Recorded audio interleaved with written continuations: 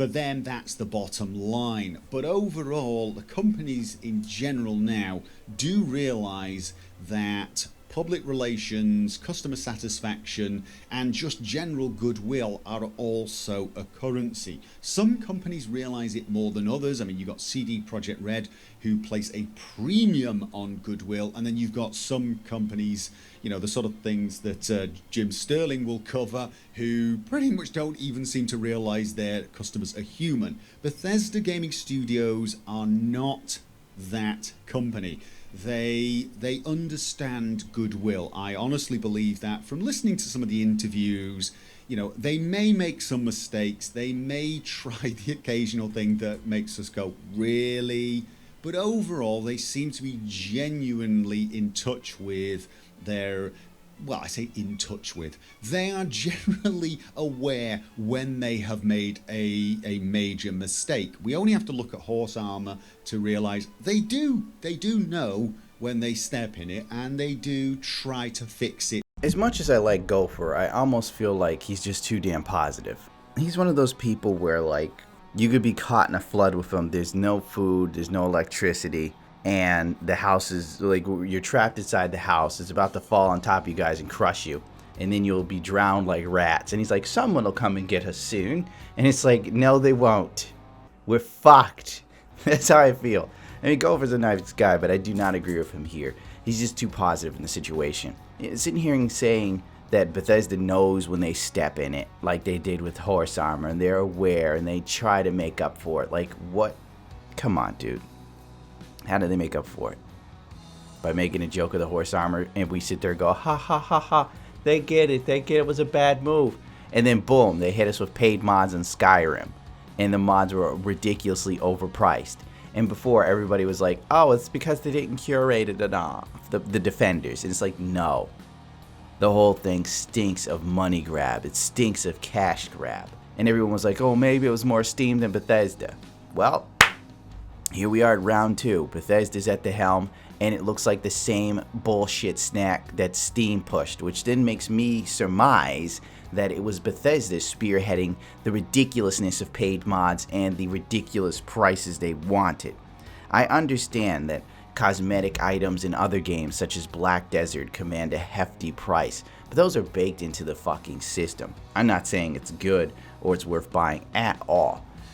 I made the mistake of buying one outfit in Black Desert when it first came out, and I never did again because it's too fucking expensive and the price only went up. But I do know people who spent hundreds of dollars on cosmetic items in Black Desert. When companies like Bethesda see that, they sit there and say to themselves, how can we get in on it? Luckily for Bethesda, they have a strong modding community that keeps their games alive. Honest to God, let's be real here. No one would be talking about any of Bethesda's games if it wasn't for the modding community right now. Fallout 4 would be as dead as Evil Within 1 is to most people, had it not had mod support.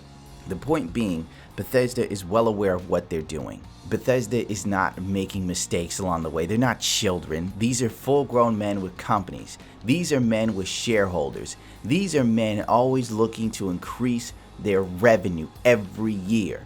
And the way that they have made the path, and they see if they can get paid mods to be a thing that people accept, Bethesda will make money for doing absolutely nothing after they launch their game.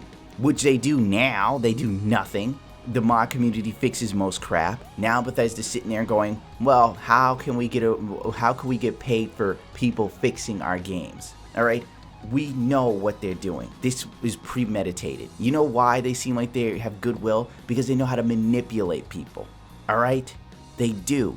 Let's face it, Bethesda is full of lies often. Todd Howard, for God's sakes. There's a song by Crobat called Tell Me Lies, Tell Me Sweet Little Lies from Fleetwood Mac, where he just takes every lie Todd Howard has told about the game and put it to a fucking song. The game has over 200 dungeons, all handcrafted. And one of the great things about having a fully dynamic game engine is all of this just works.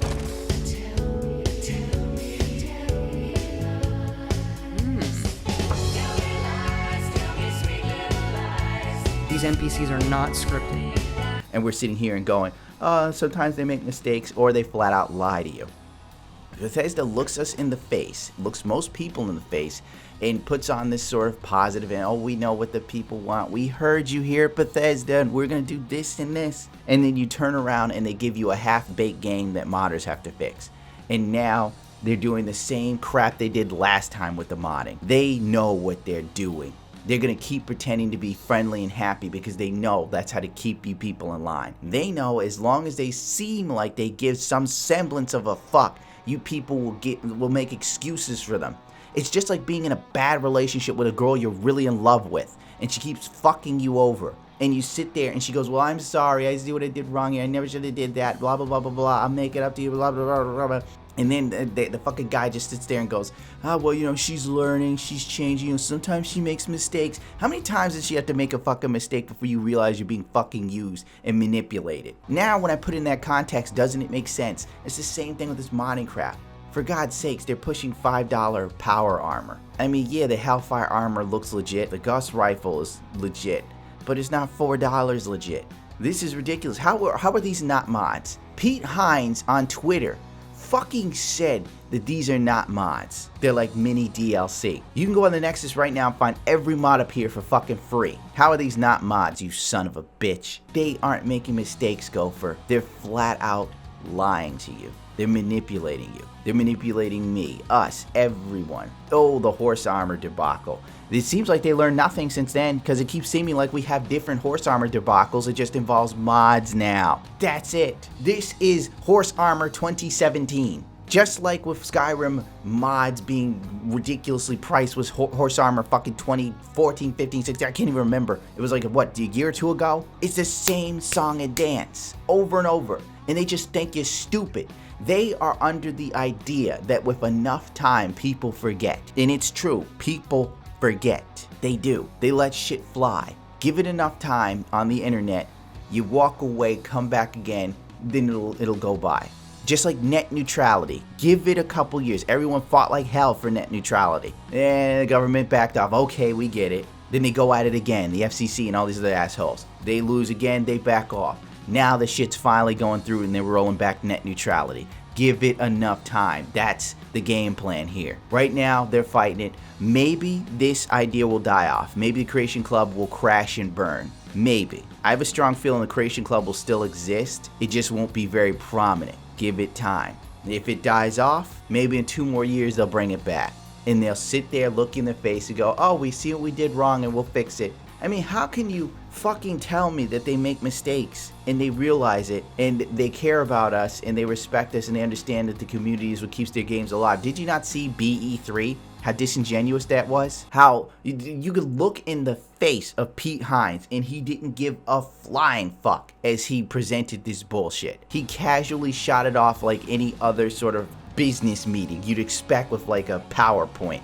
And here's where we're gonna bring in some mods that you can pay us for, you assholes. I'm sorry, but I don't agree with Gohper on that point. I mean, he had a lot of points in his last video. But this one where he's kind of giving them an out, no. There's no out in this, man. This is blatant. Pete Hines said it himself. These aren't mods. They're totally different. And then you find out it's just mods. Wordplay, dude. They're playing with us and they think we're stupid. They do. They honestly think we're morons. I wouldn't be surprised if they thought most people who do mods and modding videos and stuff like that don't have lives, live with their parents, are in a basement, or whatever other misnomer people can come up with to besmirch the character of people who care about mods and modding. That's really all I can come up with. I gotta go to therapy. So this is probably a real shit video anyway. I don't blame modders who joined the Creation Club, because I understand people want to make money doing stuff they dig doing. I understand that. There's just a better way Bethesda could have gone about this. They could have made these mods totally free and not called them something other than mods. They could have made these mini DLCs totally free and could have paid the modders out of pocket. That would have been the better way to go. Give them something, like every time the mod is downloaded or whatever, give them some money, a kickback. That would have been cool. Instead, they rather the community not only make content for them, make content so they can make money off the content, and then want people to work for them kind of fucking for free. They want the community to pay their salary, their wages. How is this any different than DSP Gaming? If you don't know who he is, Google it. How is this any different than DSP Gaming when he had like the King of Hate videos where he had his own fan base make his This Is How You Don't Play videos? He'd have his own people make the This Is How You Don't Play videos, send them to him, and he would upload them on his channel to get paid from the editing work of other people doing This Is How You Don't Play for his fucking channel. How is this any different? The community had to make the content for his channel for other people to watch so he could get paid from it. He did the least amount of work in the whole fucking thing and was collecting cash. Well, the difference is the modders get some money. Yeah, I don't think a lot of people are gonna go for this shit. I can see console gamers going for this, but a PC gamer, hell no. There's already a Reddit post showing that these mods, you can get them for fucking free. What the fuck is this? Pete Hines. I give Todd Howard this, he had enough brains not to fucking show his face for this one.